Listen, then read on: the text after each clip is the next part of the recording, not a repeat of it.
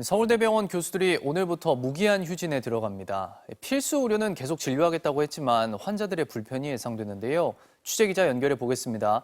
정한솔 기자, 현장 상황은 어떻습니까? 네, 서울대병원 권역의료응급센터에 나와 있습니다. 중환자실, 신장투석실, 분만실과 함께 오늘부터 시작되는 무기한 휴진에서 제외되는 곳입니다. 그래서 이곳은 환자와 보호자들이 오고 가는 평소와 같은 분위기인데요. 일반 수술과 외래진료 분야에서는 하루 종일 환자들의 불편이 이어질 것으로 보입니다.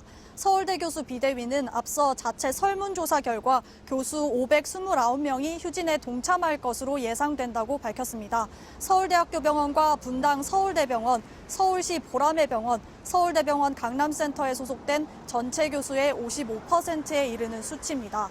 이들 병원의 수술실 가동률은 전공의 이탈 이후 63%로 하락한 상태인데요.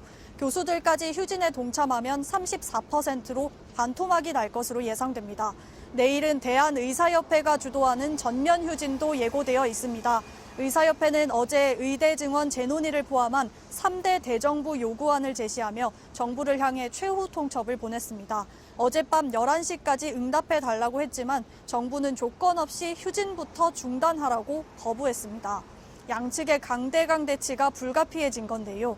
내일 의료계 전면 휴진에는 5대 대형 병원과 대학병원 의대 교수 대부분이 참여할 것으로 보입니다. 또 27일부터는 연세의료원 산하 병원들이 무기한 휴진에 동참하기로 했고 울산의대와 가톨릭의대 교수단체도 이번 주 안에 의견을 모을 것으로 알려졌습니다.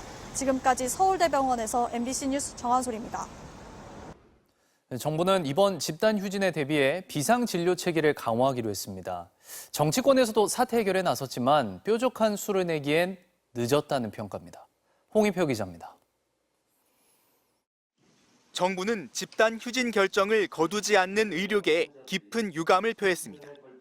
우리 사회 전체에 큰 상처를 남기고 의료계와 환자들이 수십 년에 걸쳐 쌓은 신뢰를 무너뜨리는 일입니다. 그러면서 이번 집단 휴진에 대응해 비상진료 체계를 강화하겠다고 밝혔습니다. 전국 4개 광역별로 당직 기관을 정해 응급 환자를 24시간 대비할 수 있게 하고 국립암센터 병상을 최대한 가동해 암 환자들의 진료 공백을 줄이기로 했습니다. 공공의료기관 병상도 최대치로 가동하고 경증 환자의 비대면 진료도 활성화한다는 겁니다. 정부는 의료계를 향한 대화의 문도 열려 있다고 거듭 강조했습니다. 다만 의료계가 요구해온 전공의들에 대한 행정처분 취소는 받아들일 수 없다고 이미 선을 그은 데다 의대 정원 증원 문제 역시 양측의 근본적인 입장차가 뚜렷한 상황입니다. 정치권에서도 부랴부랴 대응에 나섰습니다. 더불어민주당 등 야권은 무기한 휴진을 예고한 서울의대 비대위 등을 면담했지만 현 상황을 재확인하는 데 그쳤습니다. 의정 갈등을 해결하기 위해서 국회가 할 수 있는 모든 역할을 국회 보건복지위원회에서는 할 계획입니다. 국회 상임위를 전면 거부하고 있는 국민의힘도 앞서 자체특위 차원에서 의협을 만났지만 뚜렷한 대책을 내진 못했습니다. 어떻게 해결할 건지 그런 진지한 대화를 나눴습니다. 의협 회장님한테 많이 배웠습니다. 오늘 많이 배웠고. 의정 갈등의 골이 이미 깊어질 대로 깊어졌지만 정치권이라도 나서서 사태 해결을 위해 노력했어야 하는 것 아니냐는 지적이 불가피해 보입니다. MBC 뉴스 홍익표입니다. 최상병 특검법을 재발의한 민주당이 국정조사도 이르면 이번 주에 추진하기로 했습니다. 조국혁신당, 개혁신당 등과 함께 국민의힘을 압박하겠다는 계획입니다. 나세홍 기자입니다. 더불어민주당이 해병대 최상병 사건 국정조사를 본격 추진하기로 했습니다. 이르면 이번 주 연명으로 국정조사 요구서를 제출하고 이후 본회의 보고를 거쳐 별도의 특별위원회를 구성하겠다는 계획입니다. 대통령실, 국방부 등 여러 기관을 상대로 전방위적인 조사가 필요하다는 점 때문에 각 상임위 대신 특위를 구성하는 것으로 가닥이 잡혔습니다. 앞서 조국혁신당과 개혁신당은 해병대 예비역단체를 만나 특검, 국정조사 병행 추진 입장을 밝혔습니다. 특검을 포함해서 국정조사 모든 수단과 방법을 다 가리지 않고 진상을 규명하고 대통령이 본인과 관계된 수사에 대해 가지고 거부권을 쓰는 그런 관례를 깨는 황당한 상황들이 벌어지고 있기 때문에 민주당 주도의 법사위는 오는 21일 최상병 특검법 입법 청문회를 열고 이시원 전 공직기강 비서관 등 12명을 증인으로 부르기로 했습니다. 입법 청문회와 국정조사로 최상병 특검 통과를 위한 동력을 모으는 모양새인데 민주당은 국민의힘에 현안 논의를 위해서라도 상임위 보이콧을 중단하라고 거듭 압박했습니다. 국민의힘의 생때가 길어질수록 피해의 몫은 고스란히 국민들에게 돌아갑니다. 명분 없는 장외 태업 그만두고 국회 원구성 백지화 및 공개 토론 제안을 내놨던 국민의힘은 민주당이 제시한 17일 시한을 재차 거부했습니다.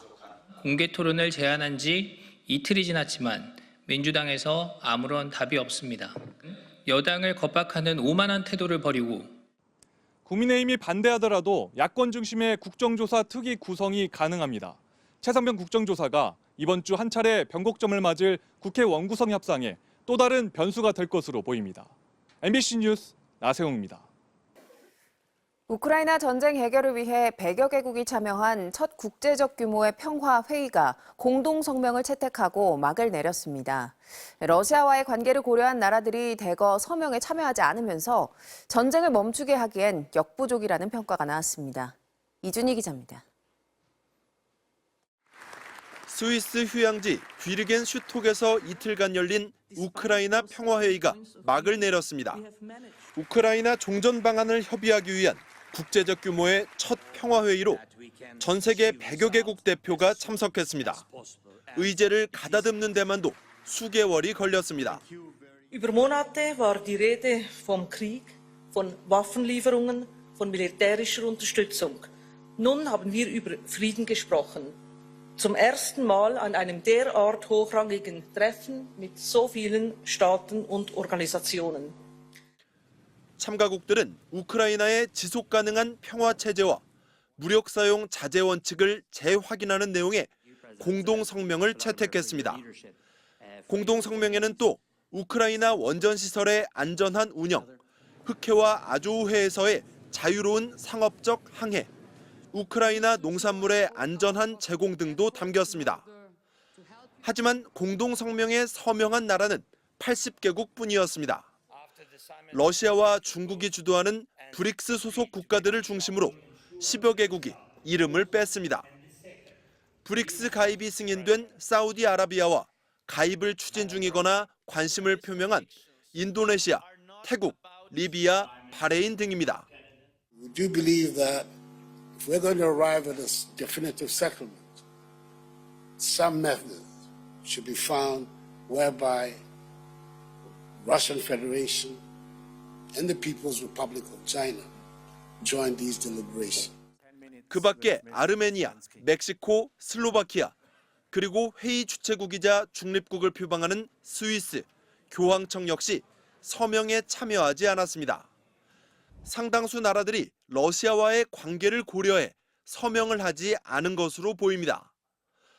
러시아는 애초 불참을 선언했고 평화회의 도중에도 군사행동을 이어갔습니다.